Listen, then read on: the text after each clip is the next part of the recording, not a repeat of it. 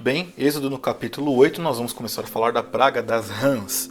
Começa aqui o capítulo com o Senhor falando a Moisés aquelas coisas de sempre. Moisés, você vai lá, fala para o faraó que eu vi a aflição do meu povo, etc, etc, etc. Que é para você deixar meu povo ir, fazer sacrifício para mim, porque se assim não for, toda a terra do Egito vai ser cheia de rãs.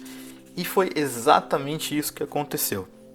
Uma vez que foi negado, né, que não poderiam sair o povo, então a Bíblia nos mostra que a terra do Egito se encheu de rãs e que os magos, aqueles que reproduziam também essas questões, tentavam reproduzir os milagres de Deus, também fizeram isso, mas não conseguiam resolver. A Bíblia só fala o seguinte, ó, os magos também fizeram as rãs virem, só que em dado momento o faraó reconhece, olha, eu preciso falar com Moisés e com Arão, porque essas rãs precisam ir embora. E a Bíblia nos mostra isso. E, enfim, né, acaba que o faraó chama Moisés e Arão e fala assim, olha, orem aqui para que essas rãs vão embora daqui. Indo embora vocês vão lá, vocês vão cultuar o seu Deus e etc. E no momento em que o faraó percebe que as rãs estão saindo da terra do Egito, ele endurece o coração novamente e não permite que o povo vá. E aí vem a terceira praga, que são os piolhos, mesma coisa. O Senhor diz a Moisés, ó, pega lá Abraão, fala para Abraão tocar, né, e bata sobre o pó da terra, para que se transforme em piolhos em toda a terra do Egito. E assim foi feito, e assim aconteceu.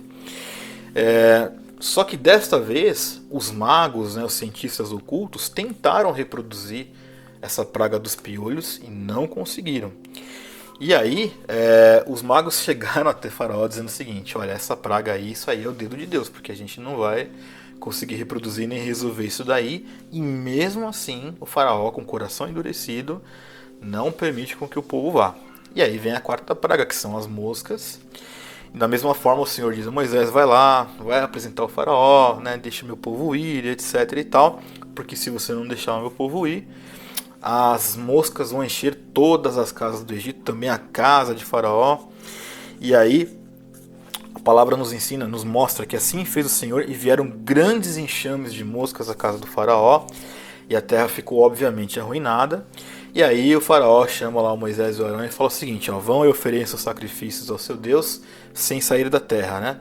E aí eles começam a argumentar com o faraó, falam, olha, não tem como fazer assim porque não é isso que Deus está pedindo, a gente tem que fazer sacrifícios que são abomináveis ao povo do Egito. Então, se a gente faz um sacrifício desse aqui, vocês vão apedrejar a gente, não é possível. Então, o faraó fala, tá bom, vocês podem ir, vão até o deserto lá, só que não devem ir muito longe e orem por mim, né? E aí o Moisés fala, tô saindo aqui da sua presença, vou orar ao Senhor. Amanhã esses enxames aqui, eles vão embora, essas moscas vão embora. E aí Moisés faz exatamente isso, ele ora, e assim como Moisés orou, o Senhor faz com que esses enxames de moscas saiam de todas as casas, inclusive da casa do faraó. E claramente Faraó, como um ser humano, né, como era, cheio de ruindade, quando ele vê que as moscas vão embora, ele endurece o coração mais uma vez. Então aqui nesse capítulo a gente tratou de 3 pragas que aconteceram e que gradativamente você vai ver que nem os falsos mestres, né, os ocultistas, conseguem então, a partir de dado momento, reproduzir as mesmas coisas. Essa é a primeira coisa.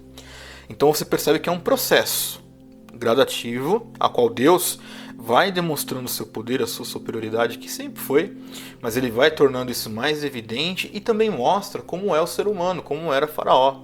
Como muitas pessoas são, né? As pessoas, não, quando eu estou com o meu calo apertado eu sou extremamente bonzinho, quando está tudo bem eu volto a ser o que eu era, que é a prova mais evidente da hipocrisia da humanidade. Quando tudo vai bem, as pessoas nem se lembram de Deus. Quando aperta o calo, a pessoa vai para a igreja, faz novena, trezena, faz macumba gospel, faz tudo, menos quando está tudo bem. Porque quando está tudo bem, parece que algumas pessoas não precisam de Deus. Não é isso? Do que aprendo aqui de Moisés é muito claro. Moisés continuou fazendo aquilo que Deus estava pedindo para que ele fizesse, na verdade ordenando que fosse feito. Mesmo ainda sem ver os resultados como ele gostaria de ver, ele permanece. Talvez a grande lição desse Êxodo 8 seja permanecer fazendo aquilo que Deus determinou que nós façamos.